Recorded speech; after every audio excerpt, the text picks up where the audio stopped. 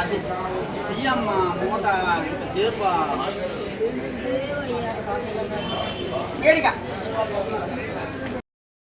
Sharma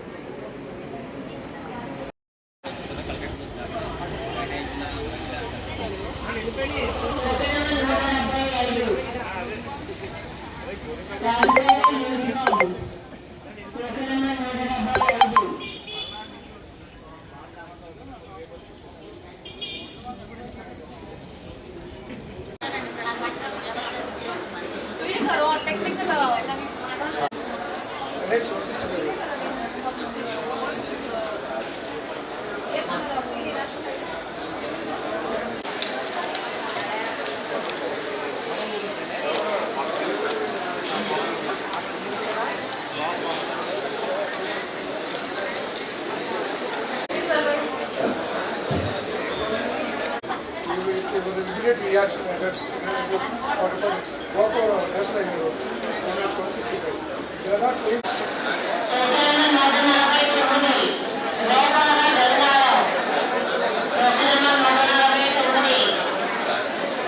people disputed the positions not hand over the lands even though they are in the government lands.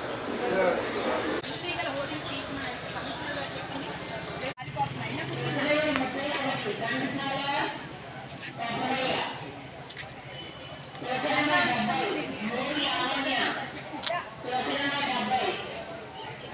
మీరు చూసారా అంటే complaint చదివే పరిస్థితులు కూడా లేవా? మీకు కంప్లైంట్ చదివే పరిస్థితులు కూడా లేవా?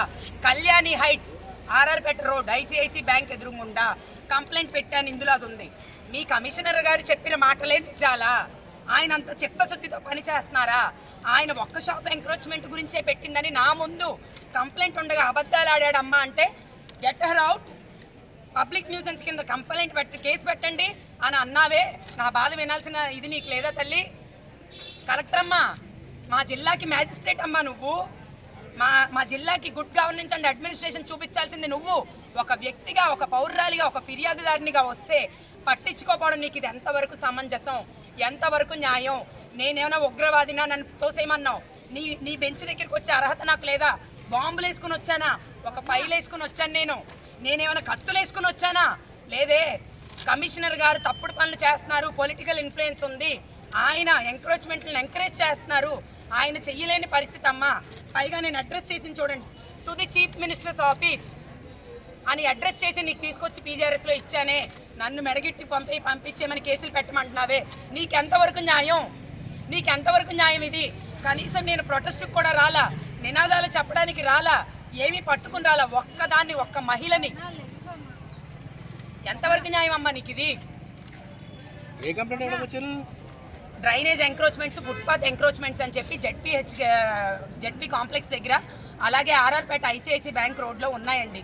ఇప్పుడుకొచ్చి తీయించలేదు ఏంటి మేడం అని నేను అడిగితే కమిషనర్ గారు చెప్పింది ఏంటంటే, ఇప్పుడు ఆ ఎంక్రోచ్మెంట్ కదిపితే 70-80 లక్షల దాకా ఇబ్బంది అవుతుంది, చాలా వ్యయం ఖర్చు పెట్టాలి, అవన్నీ అవ్వదు అని చెప్పి దాని మీద రాశారండి. దాన్ని ఫుట్పాత్ మొత్తం కదిలిపోతుందంట. కడుతున్నప్పుడు ఏం చేస్తున్నారు సార్? నిద్రపోతున్నారా? పేదోడు ఒక ఇల్లు గుడిసె కట్టుకుంటే వెళ్ళిపోయి తాటాకులు పీకేస్తారు కదా సార్ మీరు. పట్ట పగలు ఆ షాపులు కడుతున్నప్పుడు మీరేం చేశారు? అనుమతులు ఎలా ఇచ్చారు? ఇదే కదా నా ఆవేదన. ఒక్క షాప్ మీద నేను కక్ష కట్టానని, బీయింగ్ డిస్ట్రిక్ట్ మ్యాజిస్ట్రేట్, కలెక్టర్ నువ్వు ఎలా స్టేట్మెంట్ ఇచ్చావు? కంప్లైంట్ చదివావా? కంప్లైంట్ చదివావా? నేను వచ్చింది 2 కంప్లైంట్స్ అండి హోర్డింగ్స్ మీద.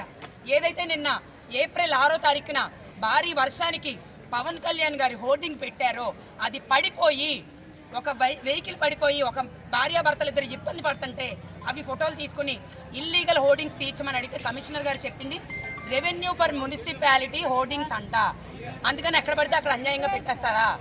ఈ 2 కంప్లైంట్స్ నేను ఇవ్వడానికి వస్తే వాళ్ళు నన్ను పట్టించుకోపోగా మెట్లు ఎక్కద్దు వెళ్ళిపోండి అన్నారు. నన్ను దగ్గరికి రానివ్వండి అమ్మా, నెమ్మదిగా చెప్పుకుంటానని అన్నాను. అక్కర్లేదట, దగ్గరికి రాక ఎందుకు నన్ను దగ్గరికి రానివ్వకుండా నన్ను చేయాల్సినంత అవసరం ఏముంది? నేను ఉగ్రవాదినా? నేనేమైనా కరుడు కట్టిన నేరస్తున్నా? నా మీద ఏమైనా కేసులు ఉన్నాయా? నేనేమైనా దొంగనా? గారు మేడం దగ్గరికి వెళ్ళినవలా? అది ఎంతవరకు కరెక్ట్?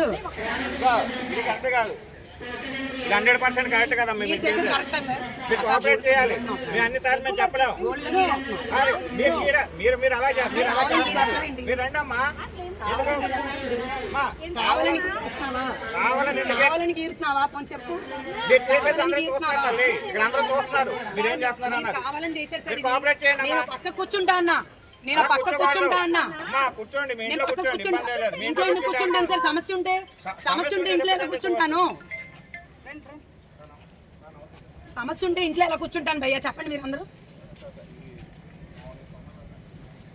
సమస్య ఉంటే ఇంట్లో కూర్చుంటారా? అక్క నేను పక్కన కూర్చుంటా, వదిలేస్తే కూర్చోమ్మా. ఏంటది ఇప్పటికే చాలా ఎక్కువ చేసావు. కూర్చో సరిగా. ఎందుకు చేస్తారమ్మా? నువ్వు కోఆపరేట్ చేయి. కూర్చో. పోలీసులకి వాళ్ళు ఎందుకు చేస్తారు అలా బలవంతంగా? కోఆపరేట్ చేయి. నువ్వు గమ్మన్నప్పుడు రావాలి. అంత ప్రతిఘటించాల్సిన అవసరం ఏముంది దీనికి? నన్ను తీసుకెళ్లాల్సిన అవసరమే ఉంది. మీరు నన్ను మీరు తీసుకెళ్లాల్సిన చేస్తున్నారు కాబట్టి ఏం చేశాను చెప్పండి. ఏం చేశాను చెప్పండి. వేరే వాళ్ళకి పని లేకుండా ఏం చేశాను చెప్పండి. ఏం చేశాను? న్యూసెన్స్ చెప్పండి. న్యూసెన్స్ ఏం చేశాను చెప్పండి. అప్పుడు ఎంత అదే కదా. మీరు కదా నా మీదకి వచ్చింది. నా మీదకి వచ్చింది మీరే లేదా? ఇంట్లో కూర్చొని మేము రాలేదు కదా. అధికారులు చెప్తే రోడ్డు ఎక్కాల్సిన పని లేదుగా. అధికారులు శుభ్రంగా ఉంటే రోడ్డు ఎక్కాల్సిన పని లేదు. అన్నీ చేసుకో. ఎవరు చేసుకోలేదు సార్, తగిలింది అందరూ. సరే పదండి. తగిలింది. సరే అదే ఎందుకు? వెళ్తాలే. అవ్వమని మరి. సరే ఏంటి సార్ చెప్పులు? నా ఫోన్ ఇవ్వరా? లాగేసుకుంటారా? మరి ఇవ్వండి. చక్కగా పనులు చేస్తున్నారు కదా ప్రజల కోసం, కనబడుతుందిగా. మొత్తం ఏలూరులో అధికారులందరూ పొలిటికల్ నాయకులకి కొంగు కాశారు. ఏలూరులో అధికారులందరూ చేసిన పరిస్థితి అండి ఇది. రాజకీయ నాయకులకి అండగా నిలబడి ప్రజా సమస్యలపై పోరాడే వాళ్ళని ఇలా తీసుకెళ్తున్నారు.